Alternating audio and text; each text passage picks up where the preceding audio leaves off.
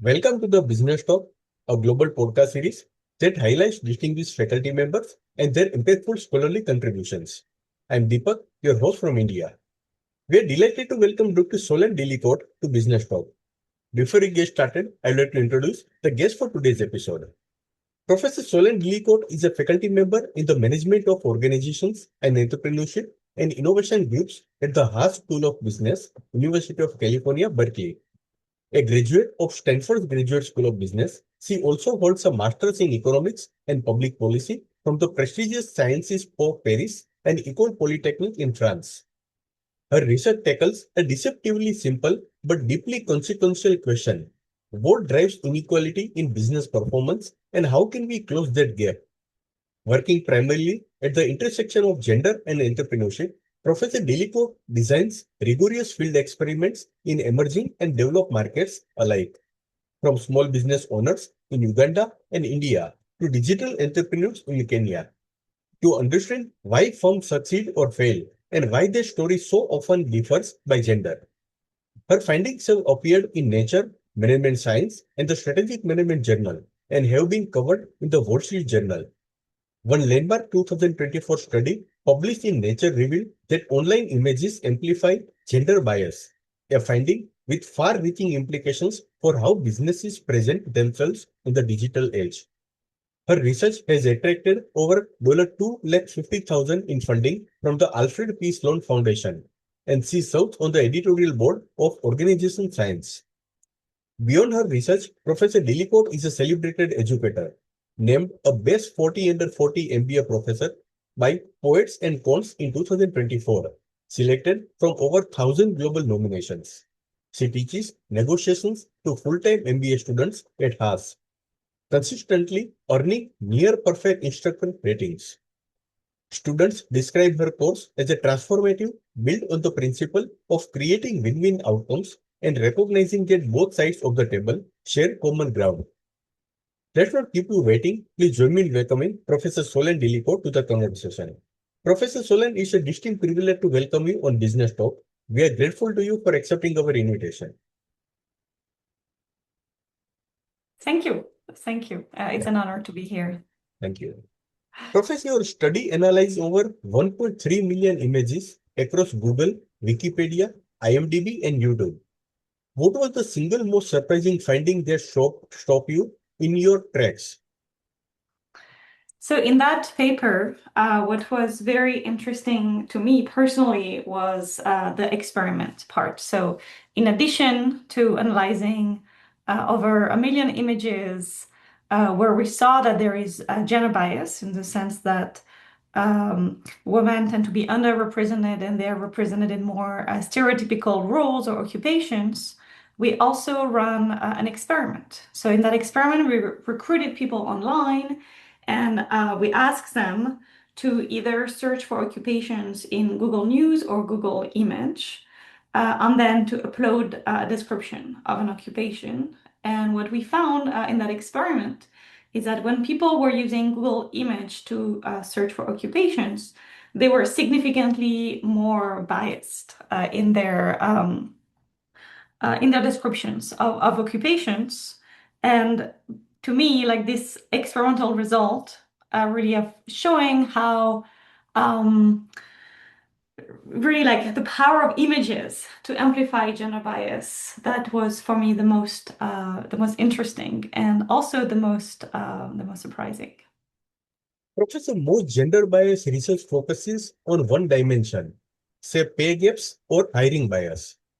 What made you look at the intersection of age and gender specifically, and why does that intersection matter more than either issue alone? Yeah, so I don't know if the intersection matters more, but it definitely matters as much. And it has been completely overlooked. I think historically, people have been really studying the gender gap with one big assumption being that women of childbearing age maybe face a penalty. We've talked about the motherhood penalty. And I think what was very interesting to me in the findings of our paper, where we look at the intersection of age and gender, and we show some bias against older women, is that in in a way, the bias doesn't stop at the childbearing ages, but the bias continues over time. So that was very interesting. On a more personal level, I was curious about the biases towards older women, all the pressure to maybe act a certain way or behave a certain way or appear, like looking more youthful than like all of this pressure was interesting to me. And I will say that as a researcher, something that is very interesting about studying age is that there is a very well established ground truth, which is that if you know someone's date of birth, you can calculate their age, and that is, the least controversial variable you can use. And so that was very interesting because we can then compare the ground truth of what is actually people's ages and compare that to maybe people's perception or people's representation online. And that was very valuable to be able to use this variable. Like it has some interesting properties as a researcher. Your data shows that in high status, high paying occupations, Google images consistently show men as older and women as younger, even when the real workforce data says otherwise. What does that distortion cost us as a society? Yeah, that will be the implications of the research. So that's not something that we show, but I think one risk is that it could reinforce what we call gender occupational segregation. So men and women tend to work in different occupations, and men are disproportionately in occupations that are higher earning. So in a way, the occupations where women work tend to be devalued in terms of pay. And what we find is that for the most high status and high paying occupations, older men are really disproportionately represented.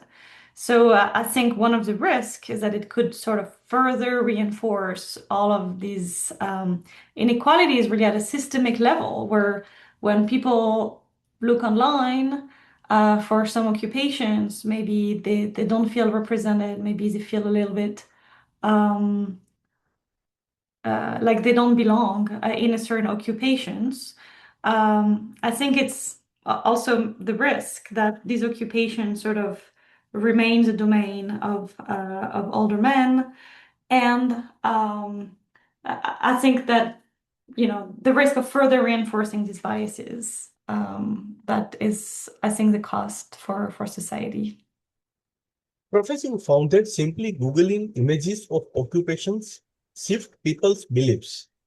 Participants estimated an occupation's average age as nearly 5.5 years younger just because they saw a woman in the image.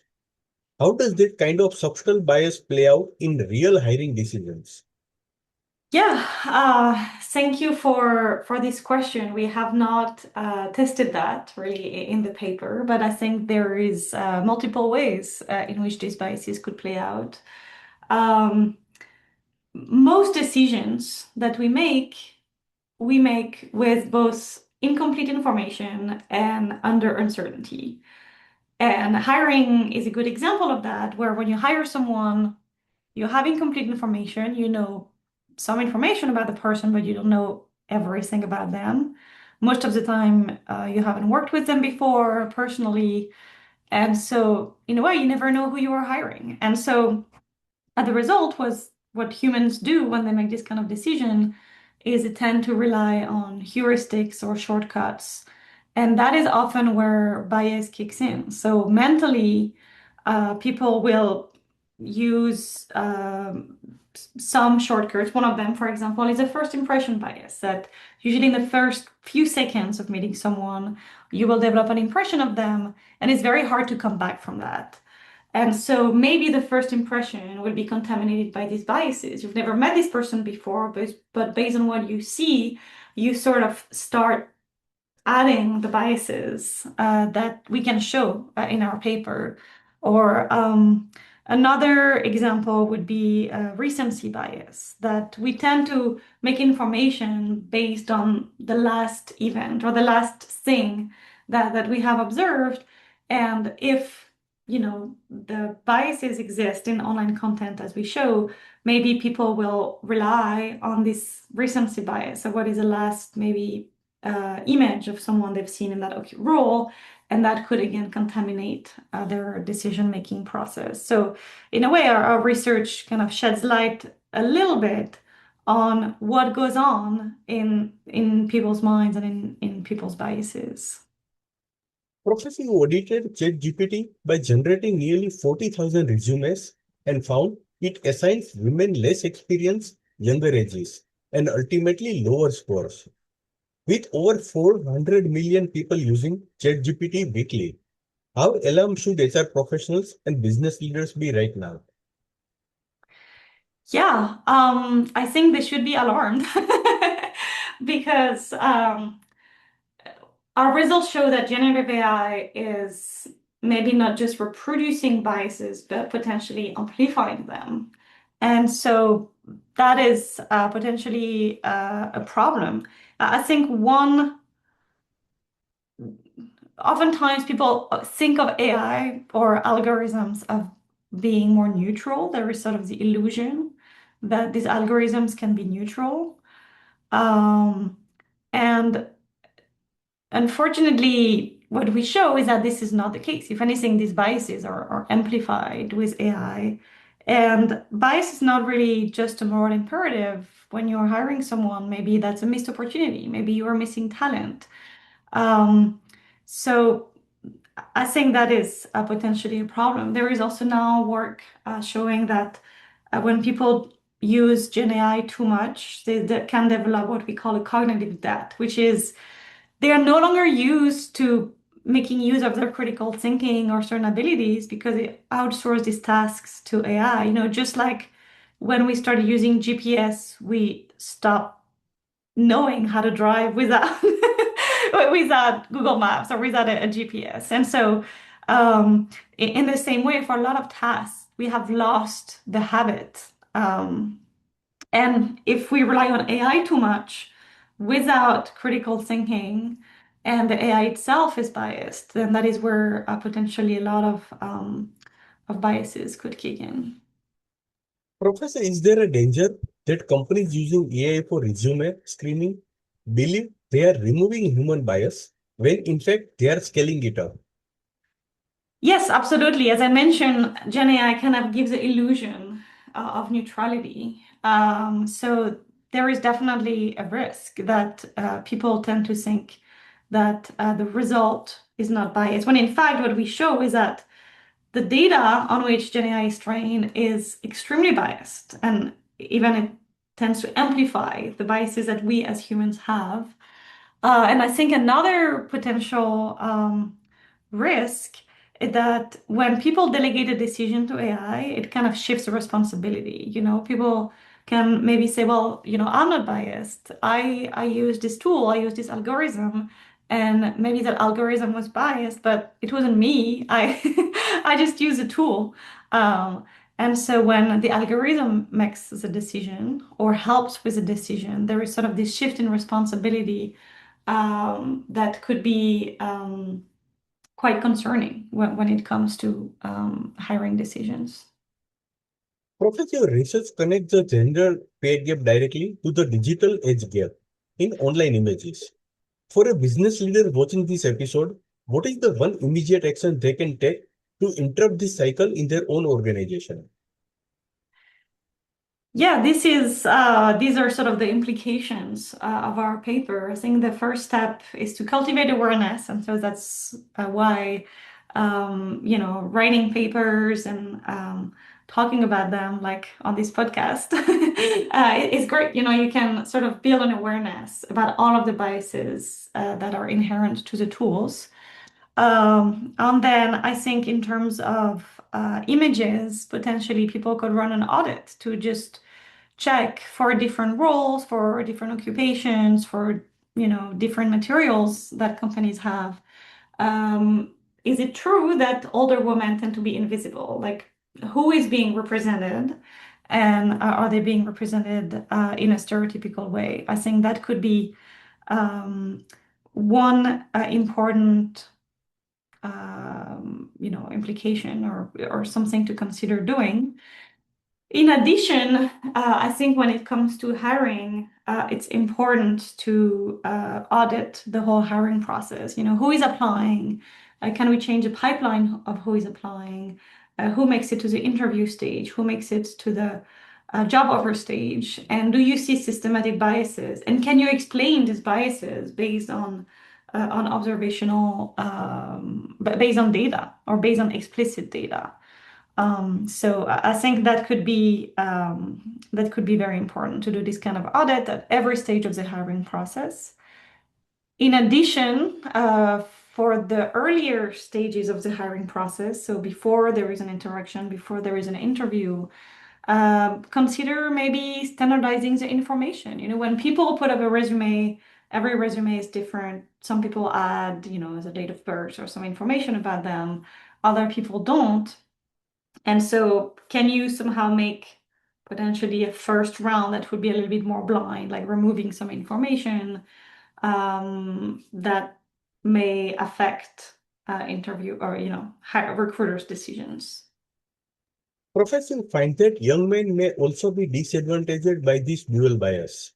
Lower scores than young women, but far below older men. Does this suggest that problem is less about gender alone and more about a deep cultural equation of age with authority? Yes and no, but thank you for pointing out this interesting wrinkle in the result about younger men. They definitely face a penalty. That being said, to your question about age and authority, what we show is that women do not benefit from this age and authority premium, certainly not in the same way that older men do. So even though our culture equates age with authority, our research shows that this is disproportionately true for men and not nearly as much for women. Professor, you mentioned that training AI on datasets with greater gender equality in data contributors could be a mitigation strategy. But who is responsible for that change? Governments, tech companies, or the academic community? That's a good question. I think it's all of the above.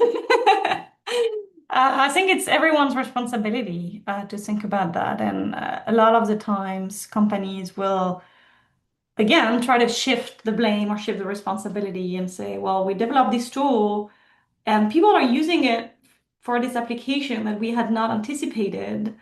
So it's not our fault. And in a way, you can't be responsible for everything that people do with a tool. And at the same time, if you know that there are certain biases in the training data, then that is a little bit your responsibility.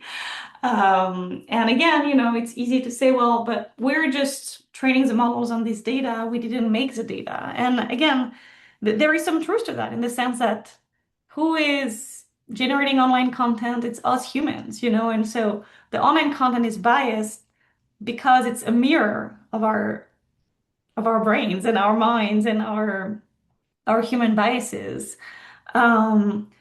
That being said, like without awareness at the society level, I don't think that there would be enough of a change.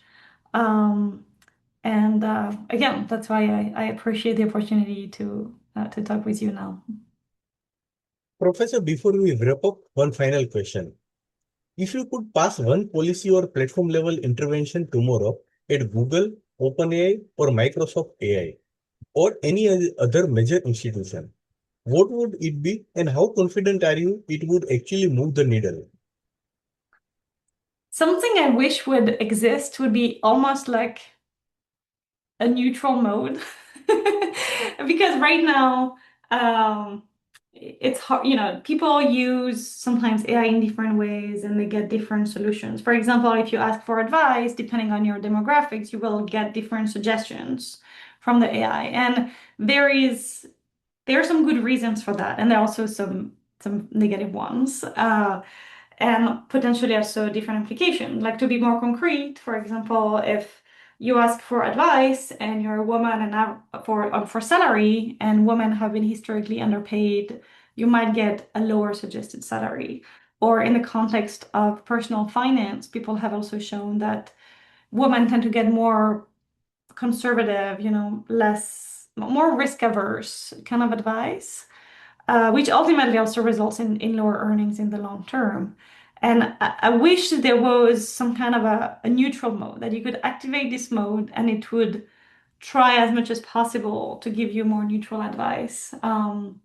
There is a great paper by Claudia Goldin, the Nobel Prize in Economics, where for orchestras, she was looking at musicians who would perform behind a screen, and how does that affect hiring decisions. And ultimately, she showed that if you have a screen between the jury and the musician who is performing for the audition, that reduces bias, including gender bias.